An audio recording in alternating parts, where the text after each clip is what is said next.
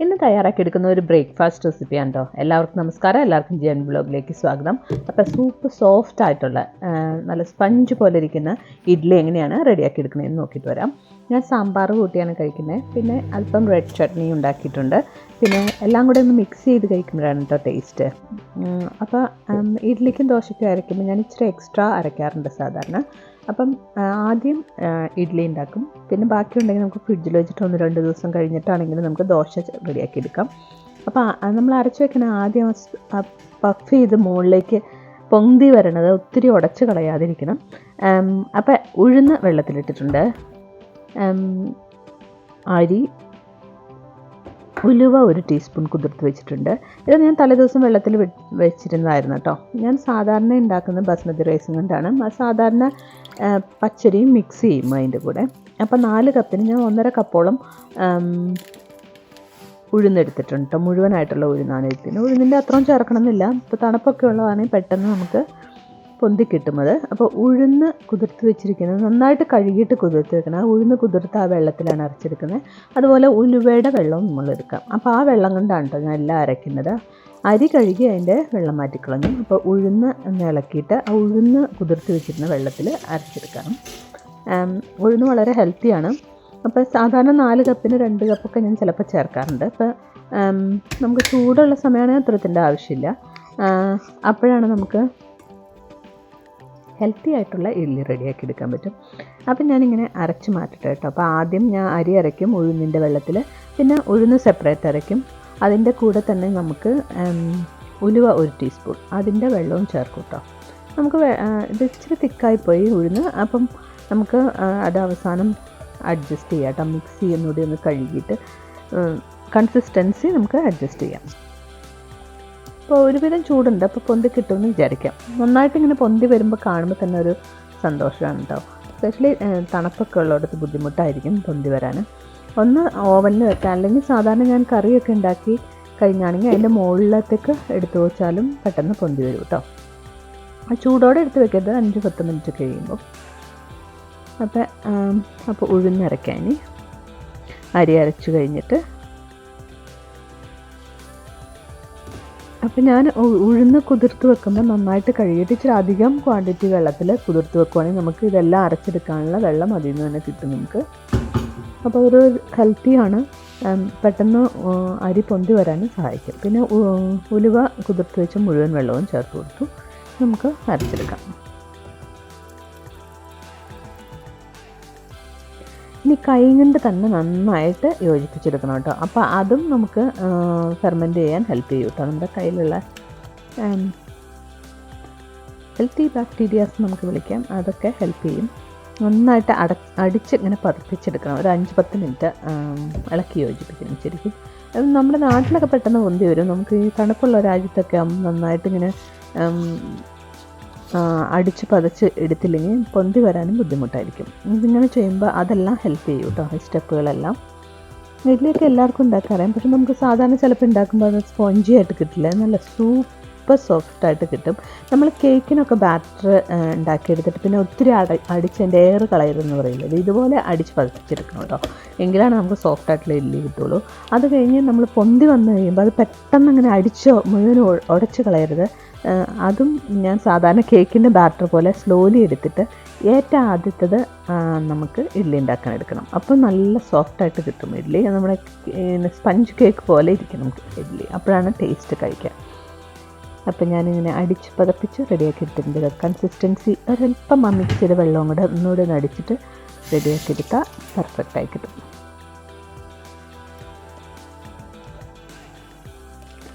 ദോശയാണ് ഇഡ്ഡലിയാണ് നിങ്ങൾക്ക് ഇഷ്ടം കമൻറ്റ് ചെയ്യണം. കുട്ടികൾക്ക് എപ്പോഴും മസാല ദോശയാണ് ഇഷ്ടം. അപ്പോൾ ഞാൻ ഇത് അരയ്ക്കുമ്പോൾ ഇച്ചിരി അധികം ക്വാണ്ടിറ്റിയിൽ ഉണ്ടാക്കിയിട്ട് ഇഡ്ഡലി ആദ്യം ഉണ്ടാക്കി വെക്കും. അവർക്ക് അതിനോട് വലിയ താല്പര്യമില്ല. അപ്പോൾ മസാല ദോശ മുരിഞ്ഞ് നെയ്യൊക്കെ ഒഴിച്ച് പൊട്ടറ്റയൊക്കെ എടുത്ത് കഴിക്കുന്നതാണ് അവർക്കിഷ്ടം. പിന്നെ അതുപോലെ മസാല അതിൻ്റെ പൊടിയുടെ ഞാൻ റെസിപ്പി ഇട്ടിട്ടുണ്ട്. അതും റെഡ് ചട്നി നമ്മൾ ഹോട്ടലിലൊക്കെ പോയി കഴിക്കില്ലേ, വൈറ്റ് ചട്നി എല്ലാം കൂടി മിക്സ് ചെയ്ത് കഴിക്കുമ്പോഴാണ് ടേസ്റ്റ് കേട്ടോ. എനിക്ക് റെഡ് ചട്നിയോടും സാമ്പാറിനോടുമാണ് ഇഷ്ടം ഇഡ്ഡലിക്ക്. അപ്പോൾ അത് രണ്ടും ആണ് ഇന്നത്തെ കേട്ടോ.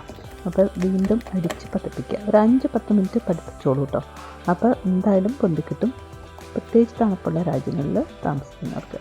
അപ്പോൾ ഞാൻ സാധാരണ എൻ്റെ ഒരു ഫ്രണ്ട് കാണിച്ചു തന്നതാണ് കേട്ടോ. ഒന്ന് തോരനൊക്കെ വെക്കുന്ന വട്ടത്തിലുള്ള പാത്രമാണെങ്കിൽ അതിൻ്റെ മുകളിലേക്ക് ഒരു പാൻ ഒരു 5 മിനിറ്റ് കഴിയുമ്പോൾ അതിനൊരു ചെറിയ ചൂട് കാണും, അതിൻ്റെ മുകളിലേക്ക് വെക്കാം.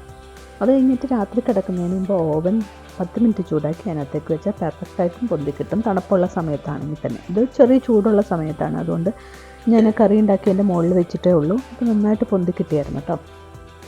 എല്ലാം അടിച്ച് പതിപ്പിച്ച് ഒരല്പം തുറന്നിട്ട് വെക്കുക. ഒരു അരമണിക്കൂർ കഴിയുമ്പോൾ മൂടി വെക്കാം. നോക്കൂ, മുകളിൽ വരെ പൊന്തി വന്നു. കാണുമ്പോൾ ഭയങ്കര സന്തോഷമാണ് കേട്ടോ. അപ്പോൾ ഞാനിതെങ്ങനെയാണ് ഇഡ്ഡലിക്ക് വേണ്ടി റെഡിയാക്കിയിരിക്കുന്നതെന്ന് കാണിച്ചു തരാം കേട്ടോ. അപ്പോൾ ഏറ്റവും മുകളിൽ വരെ പൊന്തി വന്നു. അപ്പോൾ നന്നായിട്ട് ഫെർമെൻ്റ് ആക്കിയിട്ടുണ്ട്. അപ്പോൾ ഇതിനകത്ത് നല്ല ഏറിയാണ് ആ മുകളിൽ ഇരിക്കേണ്ടത്. അത് മുഴുവൻ ഇങ്ങനെ ഉടച്ച് കളയരുത് കേട്ടോ. സ്ലോലിയിലേ എടുക്കാവുള്ളൂ. അങ്ങനെ പയ്യെ ഒന്ന് ഇളക്കി യോജിപ്പിക്കാം. എന്നിട്ട് നമുക്കിതിനകത്ത് ഉപ്പൊക്കെ ചേർക്കാനുള്ളതാണ്. എയർ മുഴുവൻ കളയരുത് എന്നർത്ഥം. നമ്മൾ കേക്കിൻ്റെ ഒക്കെ ബാറ്റർ പോലെ ഇച്ചിരി ഹാൻഡിൽ വിത്ത് കെയർ ഇതിനകത്ത്.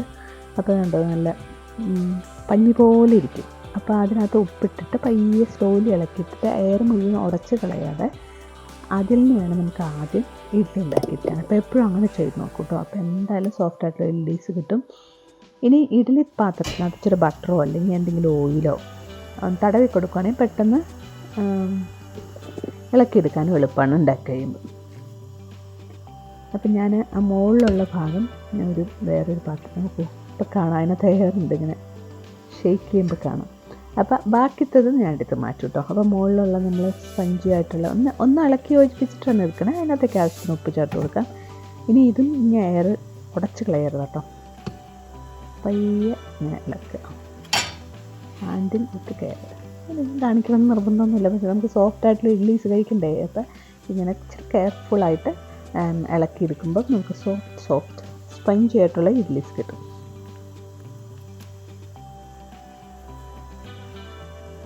ഒന്ന് ഉപ്പ് കൂടി ഒന്ന് നോക്കട്ടെ. സൂപ്പറായിട്ടുണ്ട്. ഇനി നമുക്ക് ബട്ടറോ അല്ലെങ്കിൽ ഓയിലോ തട്ടി കൊടുക്കാം. ഒരല്പം ഉപ്പും കൂടി ചേർത്ത് കൊടുക്കാം.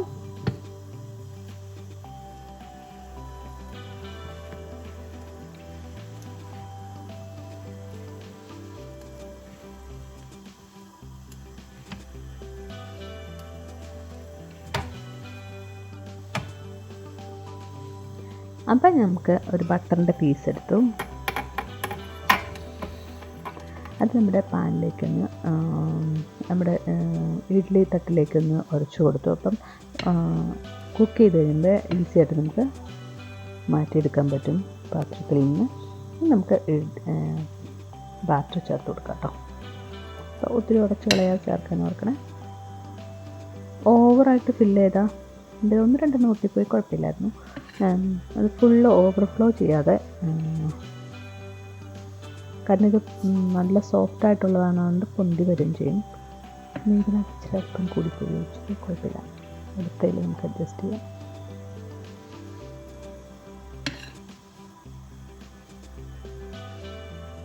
അപ്പോൾ ഇനി ഒരു 10 to 15 മിനിറ്റ്സ് സ്റ്റീം ചെയ്യുന്ന ആവശ്യമുള്ളൂ. പെട്ടെന്ന് തന്നെ റെഡിയായി കിട്ടും ഇഡ്ഡലീസ്.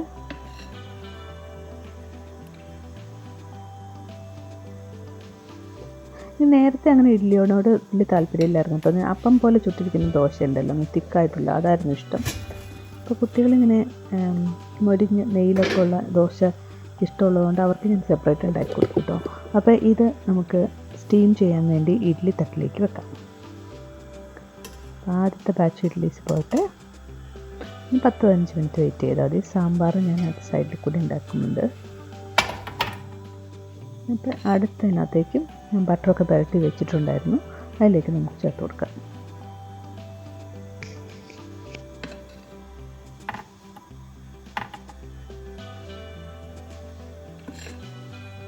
ഒരുപാട് ഒഴിച്ചാൽ ഇങ്ങനെ ഒത്തിരി പൊന്തിപ്പോകും, പിന്നെ എല്ലാം കൂടെ ഒരു കൂടിപ്പോകും. അപ്പോൾ നമുക്ക് മാറ്റിയെടുക്കാൻ പാടായിരിക്കും സ്റ്റീം ചെയ്ത് കഴിയുമ്പം.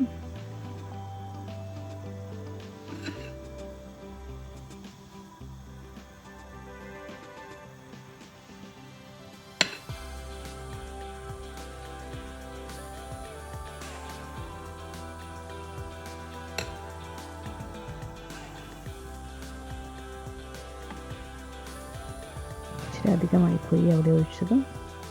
അപ്പം മാറ്റിയെടുക്കുക, അല്ലെങ്കിൽ അത് കുക്ക് ചെയ്ത് കഴിയുമ്പോൾ പാടായിരിക്കും അത് മാറ്റിയെടുക്കാൻ. കുഴപ്പമില്ല. അപ്പം സ്പീഡ് കൂടിപ്പോയി. ഇതിലും ഇച്ചിരി അധികം പറ്റായിട്ടോ ഒഴിച്ച് പൊന്തി വരുമ്പോൾ കൂടുതലുണ്ടാവും. ശരിക്കും അത് നിറയെ ഒഴിക്കരുത്. ഞാൻ ഒന്നുകൊണ്ടും പഠിച്ചില്ല. ഇനി അടുത്ത പ്രാവശ്യത്തിൽ നമുക്ക് അഡ്ജസ്റ്റ് ചെയ്യാം. ഓക്കെ, ഇനി സ്റ്റീം ചെയ്തെടുക്കാം.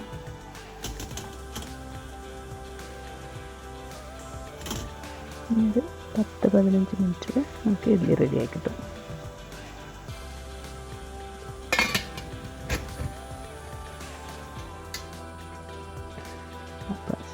പൊന്തി വന്നിട്ടുണ്ട്. ഇന്നൊരു എടുത്തിട്ട് ഒരു 5-10 മിനിറ്റ് ആ ചൂടൊന്ന് ആറാൻ വേണ്ടി വെയിറ്റ് ചെയ്യുക. പിന്നെ നമുക്ക് അൺമോൾഡ് ചെയ്തെടുക്കാം.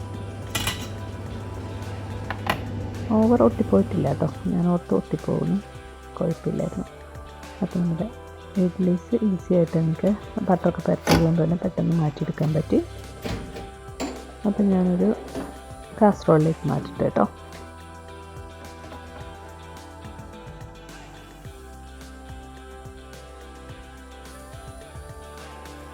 അപ്പോൾ ഇഡ്ഡലി ഉണ്ടാക്കുമ്പോൾ സോഫ്റ്റായിട്ട് കിട്ടില്ലെങ്കിൽ ഇങ്ങനെ ട്രൈ ചെയ്ത് നോക്കൂട്ടോ. ഡെഫിനറ്റായിട്ട് നമുക്ക് സോഫ്റ്റ് സ്പഞ്ചി ആയിട്ടുള്ള ഇഡ്ഡലീസ് കിട്ടും. ഇനി സാമ്പാർ കൂട്ടി ഇഡ്ഡലി കഴിക്കാം. ഞാൻ പറഞ്ഞില്ല, ഞാൻ റെഡ് ചട്നിയുടെ ഫാനാണ്. റെഡ് ചട്നി ഉണ്ടാക്കിയിട്ടുണ്ട്. അപ്പോൾ സാമ്പാർ നല്ല കുറുകിയ സാമ്പാർ. ചിലപ്പോൾ സാമ്പാർ ഉണ്ടാകുമ്പോൾ നന്നായിട്ട് ശരിയായിട്ട് ഒരു പ്രാവശ്യം നല്ലതായിരുന്നു. നമുക്കിവിടെ എല്ലാ വെജിറ്റബിളൊന്നും കിട്ടില്ലല്ലോ, പക്ഷെ ഉള്ള വെജിറ്റബിൾസൊക്കെ ഞാൻ എടുത്തിടും സാമ്പാർ ഉണ്ടാക്കുമ്പം. അപ്പോൾ സാമ്പാറും ഇഡ്ഡലിയും കഴിക്കട്ടെ. അപ്പോൾ നിങ്ങളും പോയി തയ്യാറാക്കി നോക്കുള്ളൂ കേട്ടോ. ഇതുപോലെ സോഫ്റ്റ് ഇഡ്ഡലീസ് റെഡിയായി കിട്ടും. അപ്പോൾ അടുത്ത ബാച്ചും റെഡിയായി. നോക്കൂ, ഞാൻ ഒരെണ്ണം തുറന്ന് കാണിക്കാം. പിടിക്കുമ്പോൾ തന്നെ ഇങ്ങനെ സോഫ്റ്റ് ആയിട്ടിരിക്കും കേട്ടോ. അതെ, thank you for watching JNB Vlogs. ഞാൻ പുതിയൊരു വീഡിയോ ആയിട്ട് ഉടനടി വരുന്നതായിരിക്കും. ബൈ.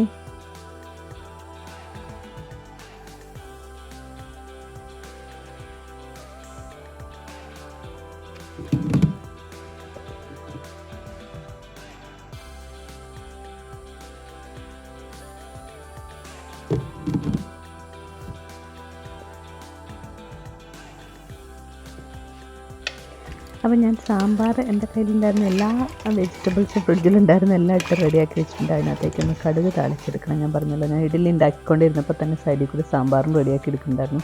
സൂപ്പർ ടേസ്റ്റ് ആയിട്ടുള്ള സാമ്പാർ കിട്ടിയിട്ടുണ്ട്. അപ്പോൾ ഞാൻ കുക്കറിലാണ് കേട്ടോ സാധാരണ. ഒരു വിസിലടിക്കും, എന്നിട്ട് ഒന്ന് വെക്കുക, പെട്ടെന്ന് ആവുകയും ചെയ്യും. അപ്പോൾ സിമ്പിളായിട്ടുള്ള സാമ്പാറിനകത്തേക്ക് താളിച്ച് ചേർക്കാം. പിന്നെ ഈ സൈഡിൽ കൂടെ നമ്മൾ റെഡ് ചട്നിയും റെഡിയാക്കിയിട്ടുണ്ട്. റെഡ് ചട്നി ഉണ്ടാക്കുമ്പോൾ ഞാൻ എപ്പോഴും അല്പം കാഷ്യൂസ് ഇടും കേട്ടോ. അപ്പോൾ അതിന് നല്ലൊരു റിച്ച് ഫ്ലേവർ കിട്ടും. നമുക്ക് പൊട്ടുകടല ഇടാം, അല്പം ഉഴുന്നിടാം. വറുത്ത് വെക്കുമ്പോൾ എല്ലാം കൂടെ ഇട്ട് കഴിഞ്ഞാൽ ഹെൽത്തി ആയിട്ടുള്ള റെഡ് ചട്നി കിട്ടുകയും ചെയ്യും.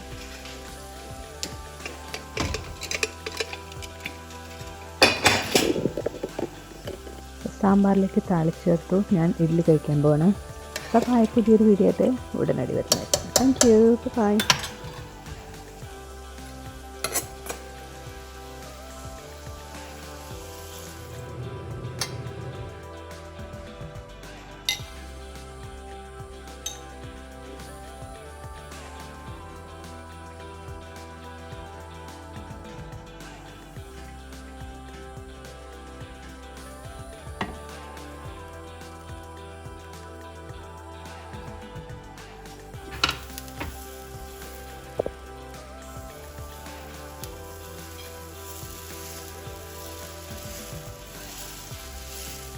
എല്ലാവരും ഷുഗർ വേണം.